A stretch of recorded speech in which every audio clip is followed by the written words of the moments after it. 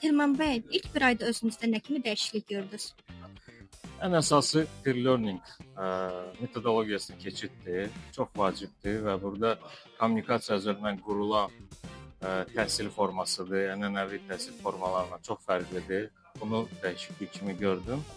Və böyük həcmli layihələrin, məlumatların çoxluğunu bir qısa bir müddətdə yadda saxlamağı, strukturlaşdırılmış formada öyrənməyi gördüm özümdə.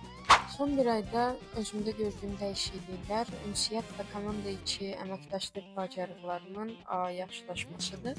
Holbertonun peer-to-peer modeli buna təşviq edir. Peer learning sayəsində əvvəl komanda qarşısında danışmaqdan çəkinirdim, amma hal-hazırda rahatlıqla fikrimi ifadə edə bilirəm. Həmçinin əvvəllər Python haqqında biliklərim yox idi, sevmirdim, amma artıq Python haqqında özümü daha da inkişaf etdirib, bilikləri təkmilləşdirirəm və həmçinin ətrafım daha da genişlənir, yeni dostlar edinirəm. Ona görə də bir ayla əlavə digər vaxtlarda da özümdə dəyişiklikləri artıracağıma güvənirəm. Bol şans. Çox sağ olun.